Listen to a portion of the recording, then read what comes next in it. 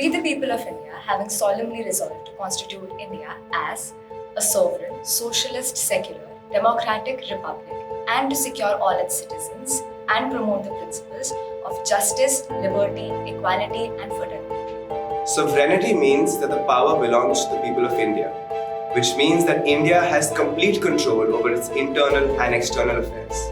As future lawyers, we must be champions of this sovereignty. Socialism guides us to bridge the gap between the rich and the poor, to strive towards a society where resources are shared for the common good. It inspires us to advocate for fairness and equality.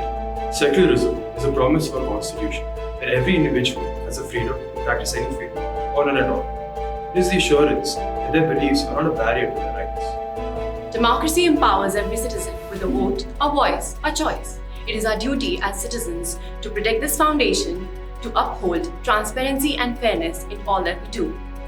As a republic, we choose our leaders to the will of the people. It's a reminder of collective decision and the responsibility we bear in shaping our nation's future. Justice is the cornerstone of our legal system. It is the relentless pursuit of fairness, the promise that every individual will be treated with dignity and equity under the law.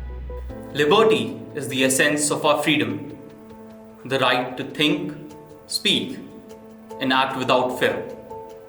It is the foundation that allows us to live true to ourselves and our beliefs. Equality is our collective commitment that every person, regardless of their background, is entitled to the same rights and opportunities. It is a call to eliminate discrimination and build an inclusive society. Fraternity reminds us that we are one family, united by shared values and a common purpose.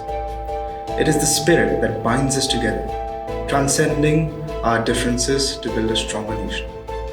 On this Constitution Day, we honor these values and pledge to uphold them in our journey as future lawyers and as citizens of this country.